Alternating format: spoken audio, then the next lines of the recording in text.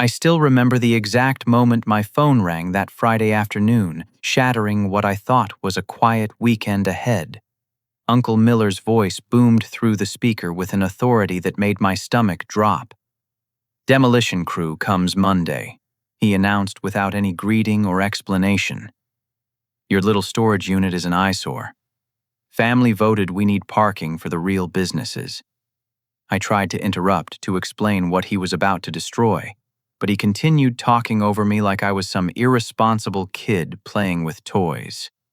The city inspector arrived Saturday morning for pre-demolition clearance, expecting to rubber stamp another routine teardown.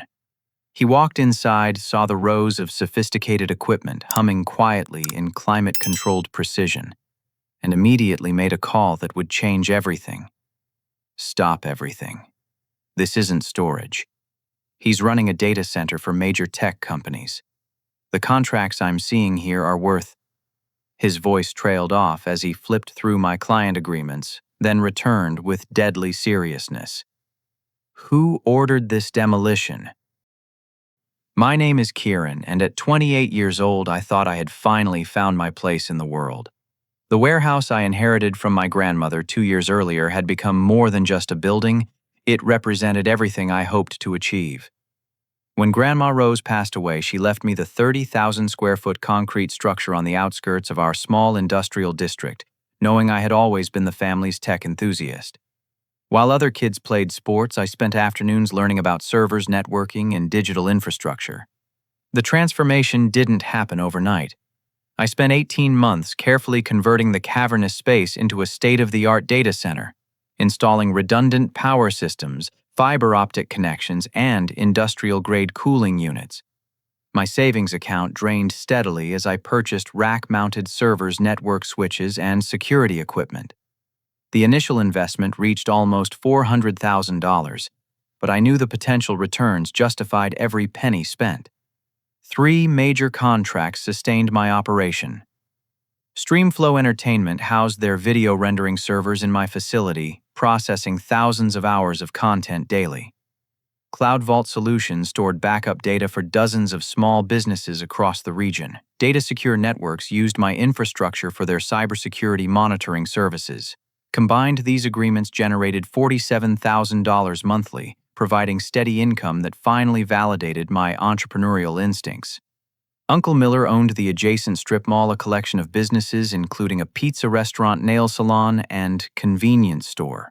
For years, he complained about my building's industrial appearance, claiming it deterred customers from his retail establishments.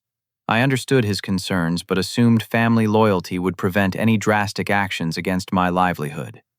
That assumption proved catastrophically wrong. Standing in my facility's main server room, listening to the inspector's urgent phone calls, I demanded answers from Uncle Miller about this surprise demolition order. His weathered face showed genuine confusion as he looked around the sophisticated equipment surrounding us. Banks of servers blinked with thousands of LED status lights, creating an almost ethereal glow in the temperature-controlled environment.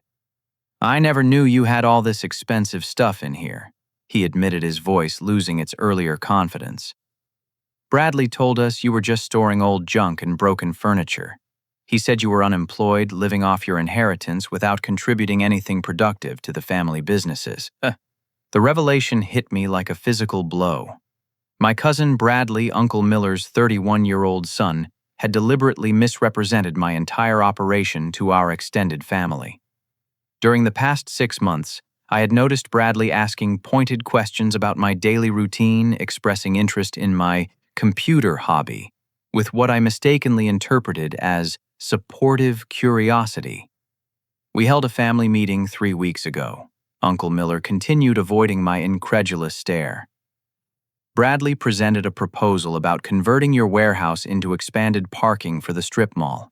He showed us photographs of the outside, talked about how the additional spaces would increase foot traffic to our businesses. Everyone agreed it made financial sense for the family's collective prosperity." I felt betrayed beyond words. No one had consulted me about this meeting or given me an opportunity to defend my business. They had made decisions about my property and livelihood based entirely on Bradley's false information. The democratic process they claimed to follow was actually a carefully orchestrated deception designed to legitimize stealing my inheritance and destroying my accomplishments. Bradley volunteered to handle all the paperwork. Uncle Miller added, his voice growing quieter as he began understanding the magnitude of what had almost occurred. He said demolition would be quick and inexpensive, promising the new parking would generate enough additional revenue to compensate you for any inconvenience. The inspector finished his phone conversations and approached us with grim determination. Mr. Miller, I need to inform you that attempting to demolish an active commercial facility without proper permits constitutes multiple violations of city building codes. This operation clearly supports several major businesses and employs sophisticated infrastructure worth hundreds of thousands of dollars. Uncle Miller's face paled as the legal implications became clear. He had unknowingly participated in what amounted to attempted destruction of a legitimate business enterprise. Bradley's manipulation had turned our entire family into unwitting accomplices in a scheme that could have cost me everything I had worked to build. As we stood among the quietly humming servers that represented my dreams and financial security, I realized this conflict extended far beyond a simple misunderstanding about property usage. Someone had deliberately orchestrated this entire situation, and I was determined to discover their true motivations before Monday morning's scheduled demolition destroyed everything I valued most. Inspector Thompson, a methodical man in his mid-50s with steel-gray hair and calloused hands that spoke of decades in construction, Oversight continued his examination of my facility with increasing amazement. His clipboard remained mostly empty as he encountered infrastructure far beyond what his standard forms accommodated. Each room revealed new layers of sophistication that transformed his routine inspection into something resembling an investigation. In 23 years of pre-demolition assessments, I have never encountered anything remotely comparable to this operation. He told me while photographing the fiber optic distribution panels that connected my facility to 3 separate internet service providers. Most warehouses I inspect contain outdated machinery or abandoned inventory. This resembles facilities operated by Fortune 500 companies. I guided him through the backup power room where 2 industrial generators stood ready to maintain operations during electrical outages. Automatic transfer switches would activate within 30 seconds of any power disruption, ensuring my clients experienced zero downtime. Fuel tanks contained enough diesel to operate independently for 72 hours, exceeding industry standards for business continuity. The cooling system impressed him most. Precision air conditioning units maintained optimal temperature and humidity levels throughout the server areas, preventing equipment failures that could cost clients millions in lost data or interrupted services. Environmental monitoring systems tracked conditions, continuously sending alerts to my phone if any readings approached dangerous thresholds. These contracts are extraordinary, Thompson said, reviewing the agreements that legitimized my business relationships.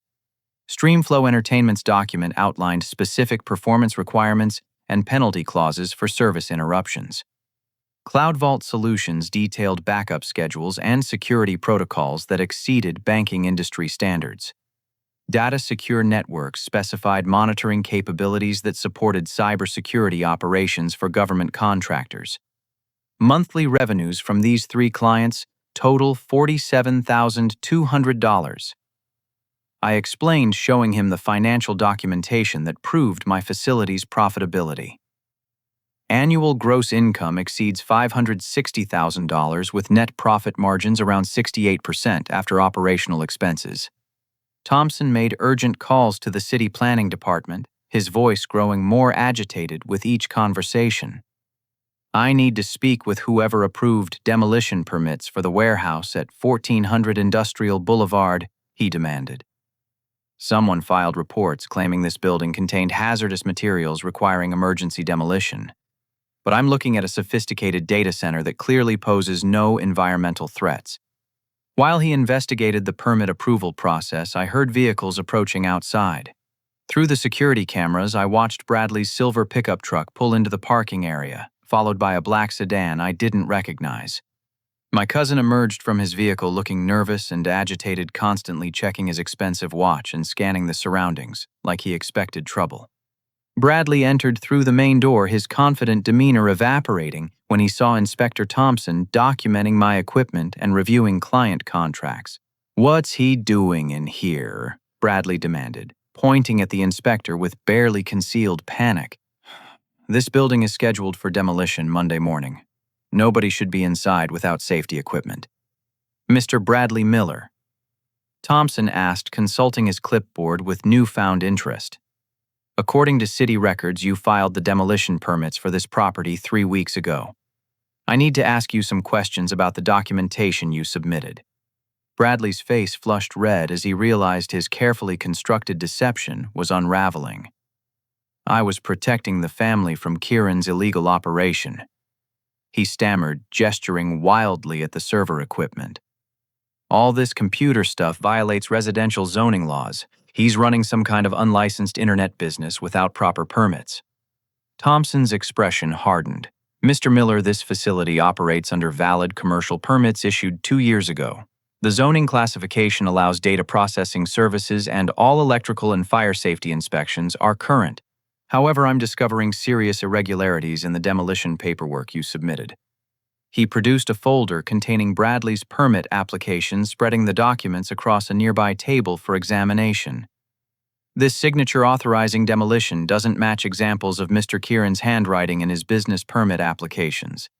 The environmental report claiming hazardous materials presence contains no supporting evidence or testing results. The property assessment describing an abandoned storage facility contradicts observable conditions." Bradley's nervous energy became more pronounced as Thompson detailed each discrepancy. He kept glancing toward the entrance, checking his phone repeatedly and fidgeting with his car keys like he was preparing to flee. His expensive watch caught the fluorescent lighting, and I noticed his clothing looked more costly than what his income as a part-time construction worker should afford. "Where did you get money for that watch?" I asked suddenly, pointing to the gleaming timepiece on his wrist. "That's a Rolex Submariner worth at least $12,000. How does someone working occasional construction jobs afford luxury watches and new truck payments?" Bradley's defensive response confirmed my suspicions. "That's none of your business. I've been saving money and making smart investments while you waste your inheritance playing with computers." Thompson interrupted our confrontation with devastating news from his phone conversations. "Mr. Kieran, the demolition permits were approved through an emergency fast-track process based on claims that your building contained asbestos and other hazardous materials requiring immediate removal. The normal 30-day public comment period was waived due to alleged safety concerns. However, I see no evidence supporting those environmental claims." The implications struck me like lightning. Bradley hadn't simply convinced the family to support demolition, he had actively defrauded the city government by filing false reports and forging my signature on legal documents. This wasn't family betrayal. It was criminal fraud designed to destroy my business through official government action. Uncle Miller arrived as Thompson concluded his calls, accompanied by my Aunt Susan and cousin Jessica. They entered cautiously, clearly overwhelmed by the sophisticated facility they were seeing for the first time. Their expressions showed a mixture of amazement and growing anger as they realized how completely Bradley had deceived them about my warehouse contents. "Bradley told us this place was full of broken furniture and old boxes," Aunt Susan said, staring at the rows of professionally installed server racks. "He said Kieran was too lazy to clean it out after inheriting the building from his grandmother." Thompson addressed the assembled family members with official gravity.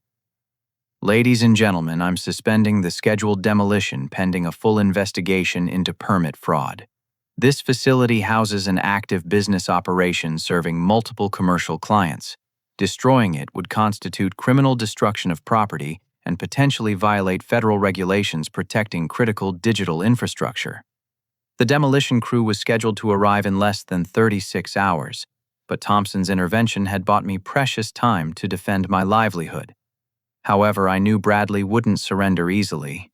His desperation suggested motivations beyond simple family politics, and I was determined to uncover the truth before he could implement whatever backup plan he was undoubtedly formulating.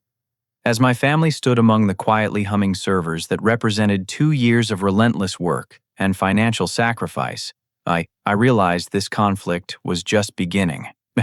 Bradley had committed serious crimes to reach this point, and people who forge government documents rarely stop at one deception when their schemes begin failing. Thompson suggested I contact an attorney immediately, emphasizing that the combination of forged signatures, false environmental reports, and attempted fraud required immediate legal intervention. "These aren't simple permit violations," he warned while documenting everything with his camera. "Your cousin committed multiple felonies by filing false government documents. The city could face liability issues for approving demolition based on fraudulent information." That evening, our extended family gathered at Uncle Miller's house for an emergency meeting that felt more like a crisis intervention. The living room buzzed with tense conversations as relatives who rarely spoke outside of holiday celebrations suddenly found themselves entangled in what appeared to be a criminal conspiracy, orchestrated by Bradley. Aunt Susan arrived carrying a manila folder thick with financial documents from the family hardware store Bradley had managed for the past 8 months. Her usual cheerful demeanor was replaced by exhausted worry as she spread receipts and bank statements across the coffee table. "Daniel noticed money missing from our store accounts 3 weeks ago," she announced, referring to her husband who was traveling for his shipping company job. "We've been auditing the books every night since then, trying to understand where $28,000 disappeared." Bradley claimed he was investing in expanded inventory and new display fixtures, but I can't find purchase orders or receipts for anything matching those amounts. Uncle Miller's face darkened as he reviewed the financial evidence. "I lent Bradley $12,000 last month when he said he needed capital for a business expansion opportunity. He promised to repay me within 60 days with 15% interest. Now I'm wondering if that expansion opportunity was related to demolishing Kieran's warehouse." Cousin Jessica, Bradley's younger sister and a community college accounting student, provided additional disturbing information. "Bradley approached me 2 weeks ago about selling Kieran's warehouse lot to a parking development company called Midwest Asphalt Solutions. He said the family could get $300,000 for the property if we moved quickly before zoning restrictions changed." She produced a business card and preliminary contract Bradley had shown her. He claimed this company specialized in converting industrial properties into profitable parking facilities for commercial districts. The contract offered him a $20,000 finder's fee for facilitating the sale, plus he promised family members would receive equal shares of the remaining proceeds. I examined the documents with growing suspicion. Midwest Asphalt Solutions operated from a post office box address, and their contract contained vague language about existing structure removal, without specifying demolition costs or timeline requirements. The company's contact information consisted of a single phone number with no website or professional references. "This looks like a shell company," I told the group, researching the business name on my laptop. "No legitimate corporation operates without a physical address or online presence." Bradley was probably planning to pocket most of the $300,000 while giving family members small payments to prevent questions about where the money originated. Uncle Miller called the phone number listed on the contract, reaching a voicemail message that provided no company information beyond a generic greeting. His subsequent internet search revealed no records of Midwest Asphalt Solutions in state business registries or Better Business Bureau databases. Thompson returned to Uncle Miller's house with devastating news about the permit approval process. I spoke with City Planning Supervisor Margaret Chen about the demolition authorization. He reported consulting notes from his investigation.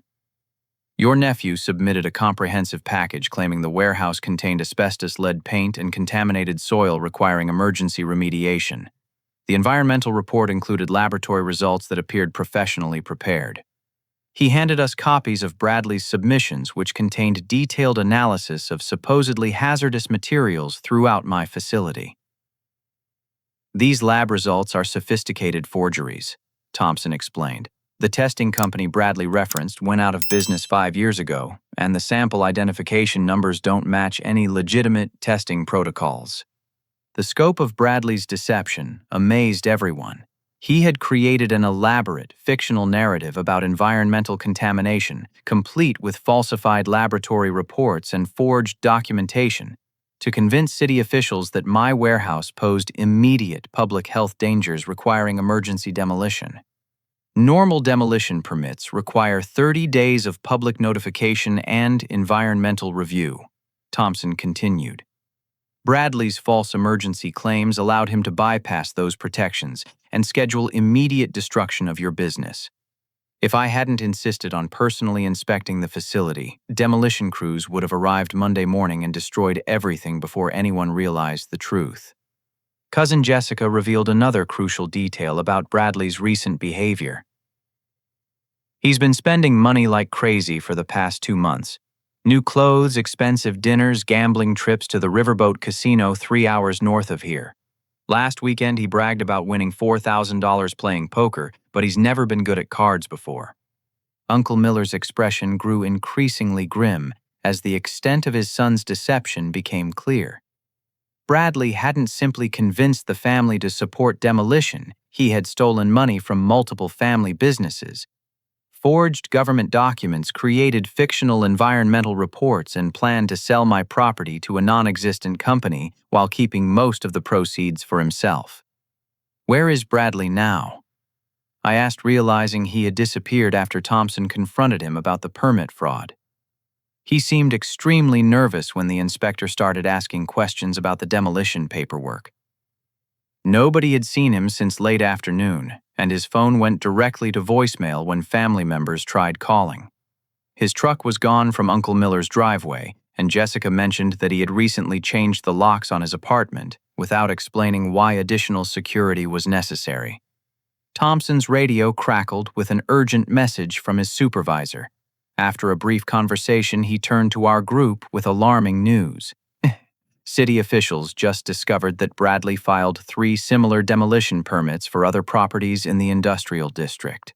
Someone needs to check those buildings immediately to determine if other business owners are facing the same fraudulent demolition threats.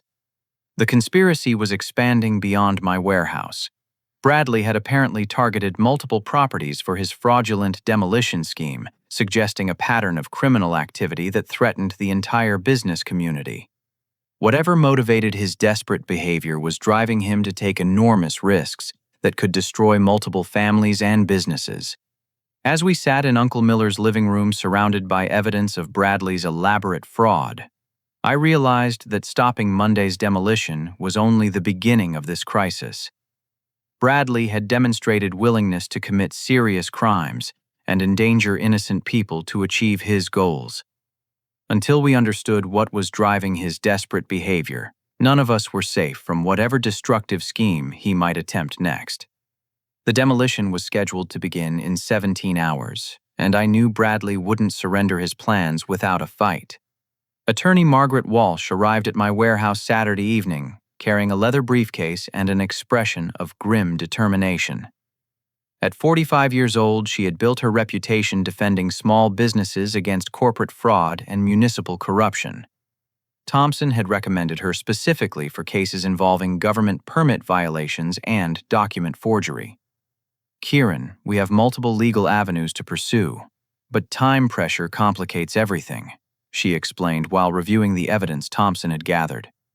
"I can file for an emergency injunction to stop Monday's demolition, but we need a judge to review the case Sunday afternoon. Meanwhile, we should pursue criminal charges against Bradley for fraud forgery and filing false government reports."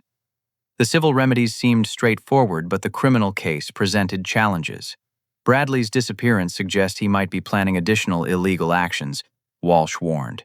People who forge government documents and embezzle family money rarely stop at one scheme when their deceptions start unraveling. My immediate concern focused on my clients who faced potential service disruptions if the demolition proceeded, or if Bradley attempted sabotage. Streamflow Entertainment had already expressed concerns about contract compliance after I briefed them about the demolition threat. Their monthly payment of $18,500 depended on maintaining 99% uptime with substantial penalties for extended outages. CloudVault Solutions reacted more severely to the news. Their operations manager demanded immediate assurance that client data would remain secure and accessible regardless of any family disputes affecting my facility. Their contract included termination clauses allowing immediate withdrawal if they deemed my infrastructure unreliable. Data secure networks presented the greatest challenge. As a cybersecurity firm serving government contractors, they required absolute certainty about facility security and operational continuity.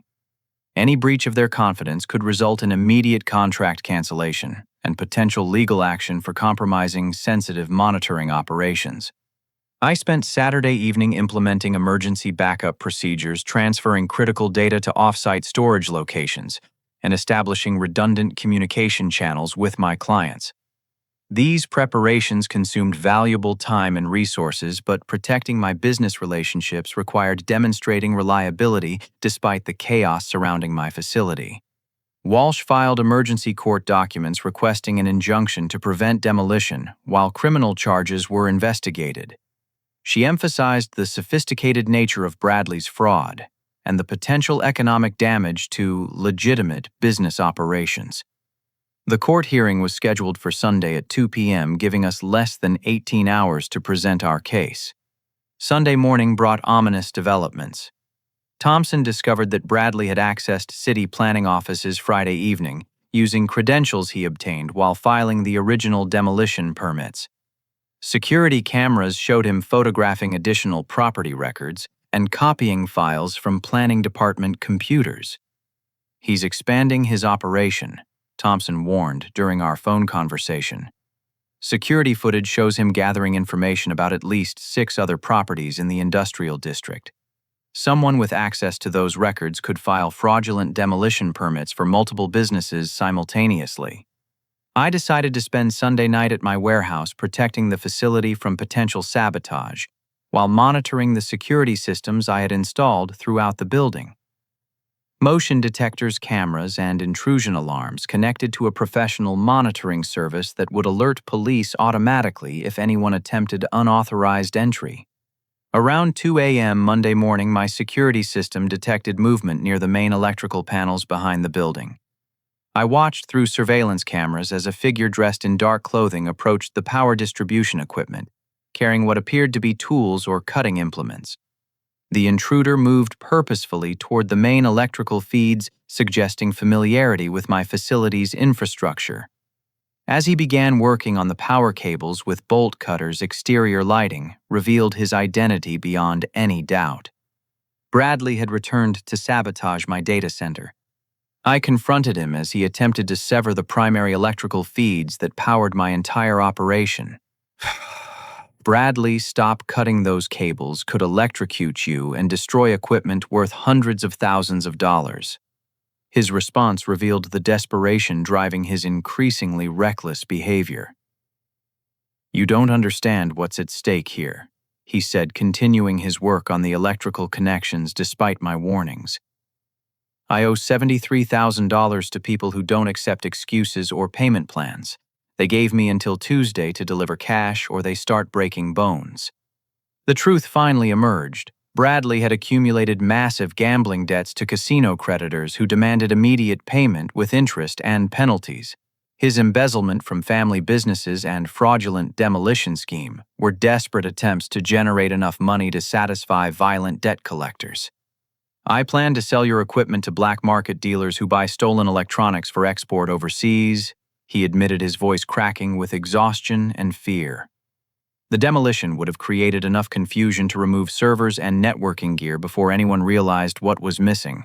Your insurance would have covered the losses, and I would have had enough money to disappear before the creditors found me. His scheme was more elaborate than simple property fraud. Bradley intended to use the legitimate demolition as cover for stealing sophisticated computer equipment worth hundreds of thousands of dollars on international black markets.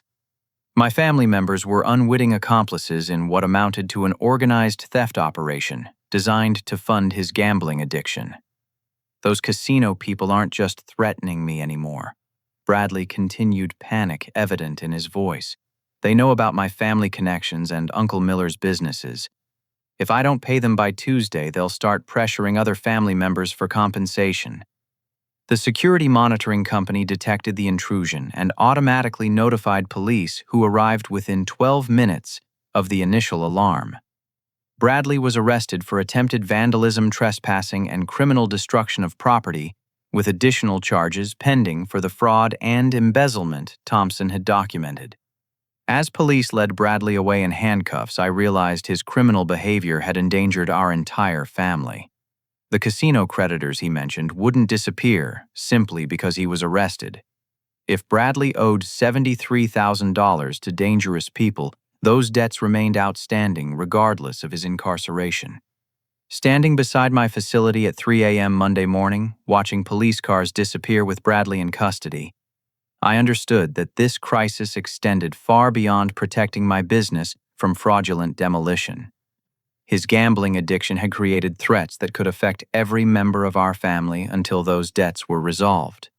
The emergency court hearing was scheduled for 11 a.m., just 8 hours away, but Bradley's arrest had introduced new complications that could overshadow the original demolition dispute. The county courthouse buzzed with unusual activity for a Sunday afternoon, as our emergency hearing attracted family members, city officials, demolition company representatives, and several reporters who had learned about the permit fraud investigation. Judge Patricia Hendricks, a stern woman in her early 60s with a reputation for no-nonsense proceedings, reviewed the case files while maintaining an expression of growing disbelief. Attorney Walsh presented our evidence methodically, beginning with Thompson's inspection report and photographs of my sophisticated data center operation. She emphasized the stark contrast between Bradley's fictional claims of an abandoned storage facility and the reality of a profitable business serving major corporate clients. Your Honor, the defendant submitted forged signatures, falsified environmental reports, and invented safety hazards to obtain emergency demolition permits. Walsh argued, displaying enlarged copies of the fraudulent documentation. This systematic deception violated multiple city ordinances and state laws while threatening to destroy a legitimate business operation worth hundreds of thousands of dollars. Thompson testified about his investigation into the permit approval process, explaining how Bradley's false environmental claims bypassed normal public notification requirements. In 23 years of construction oversight, I have never encountered such elaborate fraud designed to circumvent municipal safety procedures. The demolition company's attorney argued that his clients had followed proper protocols based on city-approved permits. Rapid demolition services relied on official documentation provided by the municipal planning department, he contended. Our equipment operators cannot be expected to independently verify environmental claims or property ownership disputes. City officials defended their emergency approval process while acknowledging irregularities in Bradley's submissions. Planning Department Supervisor Margaret Chen testified that the sophisticated environmental reports appeared professionally prepared, making the fraud difficult to detect during routine permit reviews. Emergency demolition procedures exist to protect public safety when buildings pose immediate hazards, Chen explained.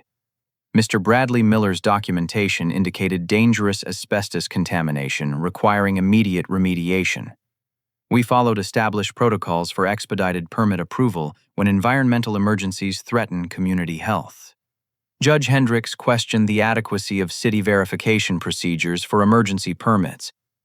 What safeguards prevent property owners from using false environmental claims to circumvent normal demolition review processes? Chen admitted that current procedures relied primarily on submitted documentation, with limited independent verification of environmental testing claims. Budget constraints prevent comprehensive investigation of every permit application, particularly during claimed emergency situations. Uncle Miller's testimony proved crucial to establishing the broader conspiracy. Under oath, he detailed Bradley's manipulation of family members and the fraudulent business proposal involving Midwest Asphalt Solutions. His voice trembled with emotion as he described how his son had exploited family trust to orchestrate what amounted to theft of my inheritance. I believed my son when he told us Kieran's warehouse was abandoned storage that hurt our business district's appearance, Uncle Miller testified. Bradley showed us photographs of the building's exterior and claimed the interior contained junk and broken furniture. We never imagined he was lying about everything. Walsh introduced phone recordings that Uncle Miller's business partner had made during their private conversations about the demolition project. The recordings revealed that Miller had known my warehouse was an operational business but agreed to support demolition because a parking development company offered him a $30,000 commission for facilitating the property sale.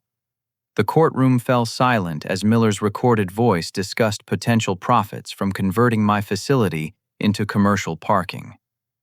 Kieran's always been a dreamer with his computer projects, his voice said through the courtroom speakers. Getting rid of that ugly warehouse and bringing in real parking revenue makes sense for everyone's business interests. Judge Hendricks pressed Miller about his motivations during cross-examination. Mr. Miller, these recordings suggest you supported demolition for financial gain rather than genuine concern about property aesthetics or family welfare. Miller's face flushed with embarrassment as he struggled to explain his recorded statements. I thought Bradley's parking development plan would benefit everyone in the family. The commission payment seemed like legitimate compensation for helping arrange a property sale that would create jobs and improve the business district. Walsh demonstrated that Miller's knowledge contradicted his claims of innocent deception. Mr. Miller, these recordings prove you knew Kieran operated a legitimate business in that warehouse. Your support for demolition was motivated by personal profit, not family loyalty or community improvement. The demolition company's attorney tried to distance his clients from the fraud allegations by emphasizing their reliance on official municipal permits. Rapid demolition services cannot be held responsible for document forgery committed by property applicants. Our obligation is to follow legally issued demolition orders, not investigate their validity. Judge Hendricks expressed skepticism about this defense. Your company scheduled emergency demolition within 72 hours of permit approval without independent verification of claimed environmental hazards. What due diligence did you perform to confirm public safety necessitated such rapid action? The demolition company admitted performing no independent environmental assessment, relying entirely on Bradley's fraudulent reports. Their business model emphasized speed and cost efficiency, rather than comprehensive safety verification for emergency projects. After reviewing all testimony and evidence, Judge Hendricks granted our emergency injunction, stopping the scheduled demolition. This court finds clear evidence of document forgery, false environmental claims, and systematic fraud designed to circumvent municipal permit procedures. The demolition order is suspended pending full investigation of criminal charges against Bradley Miller. She ordered the city to implement additional verification procedures for emergency demolition permits and directed the district attorney's office to pursue criminal charges against Bradley for fraud forgery and filing false government reports. Uncle Miller faced potential criminal liability for conspiracy, though his cooperation with the investigation might influence prosecution decisions. The demolition crew was dismissed just 24 hours before they would have destroyed my facility and everything I had worked to build. However, Bradley's arrest and the court proceedings had attracted attention from dangerous people who didn't care about legal victories or family loyalty. As we left the courthouse Sunday afternoon, I noticed two men in expensive suits watching our group from across the street. They made no attempt to hide their interest, and their presence reminded me that Bradley's gambling debts remained unresolved regardless of his criminal prosecution. The legal battle was won, but a more dangerous conflict was just beginning. The week following our court victory brought dramatic changes to our family dynamics and business relationships. Bradley faced criminal charges including fraud, forgery, embezzlement, and attempted vandalism with bond set at $50,000 that none of us could afford. Uncle Miller's reputation in the local business community collapsed as news of the permit fraud spread throughout our industrial district. My data center operation actually strengthened during the crisis. Local media coverage attracted positive attention from potential clients who were impressed by my determination to protect my business under extreme pressure. Streamflow Entertainment extended our contract for an additional 2 years, praising my professionalism during the demolition threat. 2 new companies. Regional medical systems and Southeastern logistics requested proposals for data processing services after reading about my facility's sophisticated security measures. The family hardware store that Bradley had managed required immediate financial intervention. Aunt Susan discovered that his embezzlement extended beyond the initial $28,000 we had identified. Complete auditing revealed missing inventory, unauthorized equipment purchases, and falsified vendor payments, totaling $46,000 in losses over 8 months. Uncle Miller faced his own financial crisis as the consequences of his son's actions multiplied. Legal fees for Bradley's defense consumed his savings, and the publicity surrounding the permit fraud damaged his strip mall's reputation with existing tenants. 2 businesses terminated their leases early, citing concerns about management integrity and association with criminal activity. Our family held an emergency meeting Wednesday evening to address the mounting consequences of Bradley's criminal behavior. The gathering took place at Aunt Susan's house, creating a more neutral environment than Uncle Miller's home, which now felt tainted by painful memories of deception and betrayal. During our discussion about Bradley's mounting legal fees and the embezzlement losses affecting multiple family businesses, an unexpected and terrifying interruption occurred. 2 intimidating men in dark suits arrived at the front door, claiming they needed to speak with family members about Bradley's outstanding financial obligations. "We represent certain business interests that provided credit to Bradley Miller," the taller man explained with barely concealed menace. "Your nephew owes considerable money to our employer, and his recent arrest complicates our collection efforts." Aunt Susan invited them inside, not wanting neighbors to witness a confrontation that might escalate into violence. The men's demeanor suggested they were accustomed to using intimidation and threats to collect debts from reluctant borrowers. "Bradley owes $73,000 in principal plus accumulated interest and late fees," the second man continued, consulting a leather notebook. "Our employer expected payment by Tuesday, but Bradley's incarceration prevents him from honoring his commitments. Family members who benefited from his spending spree now share responsibility for satisfying these debts." The threat was clear despite their polite language. These casino creditors intended to collect Bradley's gambling debts from our family members through whatever means they deemed necessary. Uncle Miller's business properties, Aunt Susan's hardware store, and even my data center could become targets for debt collection efforts. "What kind of payment arrangements would your employer consider?"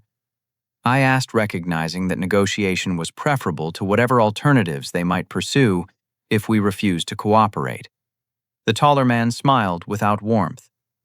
"Full payment within 30 days, or we begin seizing assets equivalent to the outstanding balance. Your nephew provided detailed information about family business locations and estimated values. We've already conducted preliminary assessments of recovery potential from various properties." Uncle Miller's face went pale as he realized Bradley had given these dangerous people comprehensive information about our family's assets and business operations. The permit fraud and embezzlement were just the beginning of Bradley's betrayal. He had essentially provided a roadmap for organized criminals to target everyone he claimed to love. "I can sell my strip mall properties and use the proceeds to pay Bradley's debts," Uncle Miller offered, his voice heavy with resignation. "The buildings are worth approximately $120,000 after mortgage payments. That should cover the $73,000 principal plus reasonable interest charges." The creditors accepted this proposal but demanded additional collateral to ensure Uncle Miller wouldn't default on his commitment. They required signed agreements giving them legal authority to seize my data center equipment if the real estate sale failed to generate sufficient funds. I agreed to this arrangement despite its risks, recognizing that family survival required collective sacrifice. These weren't the kind of people who accepted partial payments or extended collection deadlines. Failure to satisfy Bradley's debts within their timeline could result in violence against innocent family members. Over the following days, Uncle Miller began the process of selling his commercial properties, while I implemented additional security measures at my facility. The threat of asset seizure motivated me to diversify my business operations and establish contingency plans for protecting client data if criminals attempted to steal my equipment. Bradley remained in county jail awaiting trial, unable to post bond or contribute anything positive toward resolving the crisis he had created. Aunt Susan visited him twice, hoping to extract information about other debts or threats we hadn't discovered. But he refused to discuss his gambling activities or provide details about the casino creditors organization. The most heartbreaking aspect of this period was watching Uncle Miller's gradual transformation from a proud business owner to a broken man selling everything he had worked decades to build. His strip mall represented 30 years of entrepreneurial effort, providing modest but steady income that supported his retirement plans. I keep thinking about how different things would have been if I had just visited your warehouse once during the past 2 years, he told me while signing real estate contracts. Seeing your operation would have prevented all of this destruction. Bradley's lies only worked because I was too lazy and trusting to verify what he told me about your business. His remorse seemed genuine, but the damage was irreversible. Bradley's gambling addiction had destroyed multiple family businesses, fractured relationships that might never heal completely, and exposed everyone to criminal threats that extended far beyond our local community. 3 weeks after our court victory, Uncle Miller completed the sale of his strip mall properties for $118,000, slightly less than his optimistic estimates. After paying closing cost and real estate commissions, $96,000 remained for debt satisfaction and legal expenses. The casino creditors accepted this payment as full settlement of Bradley's obligations, but their willingness to close the matter seemed motivated more by practical concerns than generosity. Continued pressure on our family might have attracted law enforcement attention they preferred to avoid. Uncle Miller moved to a small apartment across town, taking a part-time job at a hardware supply company owned by one of his former competitors. His pride was shattered, but he was gradually accepting responsibility for his role in enabling Bradley's destructive behavior through willful ignorance and misplaced trust. 6 months later, I stood in my expanded data center facility, watching newly hired technicians install additional server racks to accommodate growing client demand. The attempted demolition had become a catalyst for business growth rather than the disaster Bradley intended. My operation now employed 6 full-time technicians and served 12 major clients across the southeastern region.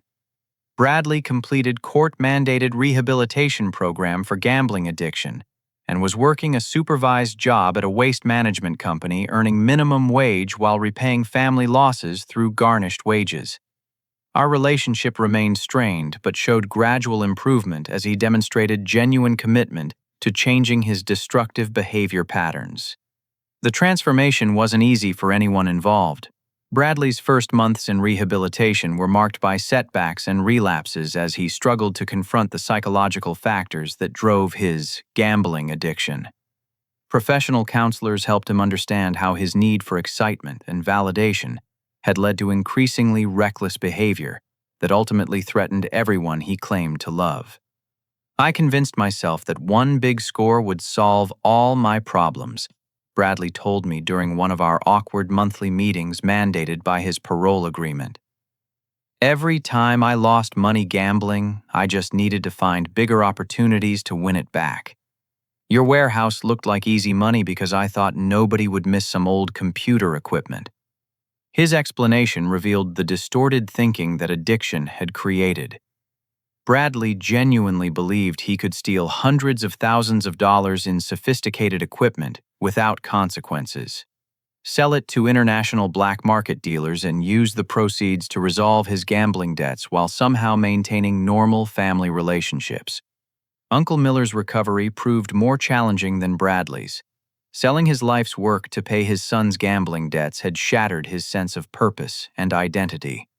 The part-time job at the hardware supply company provided modest income but constant reminders of his diminished status in the business community. Every day I wonder what your grandmother would think about how I handled her gift to you, he told me while helping install security fencing around my expanded facility. She trusted her family to support your dreams, and I almost destroyed everything because I was too lazy to learn what you were actually doing in that warehouse. His remorse seemed genuine, and his willingness to perform manual labor at my facility demonstrated commitment to making amends for his role in the near disaster. We developed a working relationship based on mutual respect, rather than traditional family hierarchy, which actually strengthened our connection over time. Aunt Susan reopened the family hardware store with improved financial controls and security measures designed to prevent future embezzlement. She hired an independent bookkeeper to review accounts monthly and implemented inventory tracking systems that would immediately detect unauthorized transactions.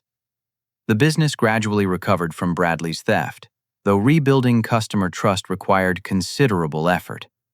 My data center expansion included purchasing the building that Uncle Miller had formerly owned, converting it into additional server space, and creating a technology training center for unemployed residents of our industrial district. The program offered certification courses in network administration, cybersecurity, and database management, providing career opportunities in the growing technology sector. Streamflow Entertainment became my largest client, expanding their contract to include video rendering for 3 subsidiary companies. Cloud Vault Solutions recommended my services to other backup storage clients, generating referrals that doubled my monthly revenue. Data Secure Networks promoted me to their preferred vendor list, providing priority consideration for new cybersecurity monitoring contracts. The technology training program attracted students from throughout the region, including several family members who discovered aptitude for careers they had never considered. Cousin Jessica enrolled in network administration courses and eventually became one of my full-time technicians, demonstrating exceptional skill in maintaining client relationships and troubleshooting complex system problems. Our weekly family dinners replaced the sporadic holiday gatherings that had previously constituted our only regular contact. These meals provided opportunities for honest communication about ongoing challenges and mutual support for everyone's recovery from the trauma Bradley's actions had created. The most significant change was our collective understanding that family loyalty requires protecting each other's legitimate achievements rather than enabling destructive behavior. Bradley's gambling addiction had exploited our tendency to trust family members without verification, teaching us that love sometimes requires difficult conversations and boundaries.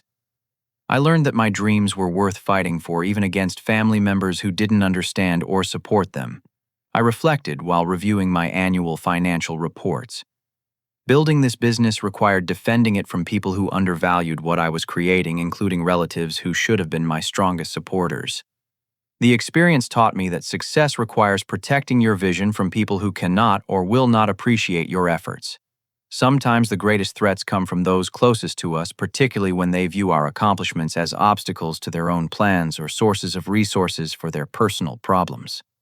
Trust isn't automatically granted through blood relations. It's earned through consistent actions and integrity over time. Family members who demonstrate willingness to sacrifice your dreams for their convenience or financial gain forfeit the loyalty they demand simply by virtue of genetic connection. However, overcoming betrayal can ultimately strengthen both character and relationships when all parties commit to honest communication and mutual accountability. Bradley's criminal behavior forced our family to confront uncomfortable truths about enabling destructive patterns and avoiding difficult conversations that might have prevented the crisis. Building something meaningful requires patience, dedication, and the courage to defend your work against people who don't understand its value.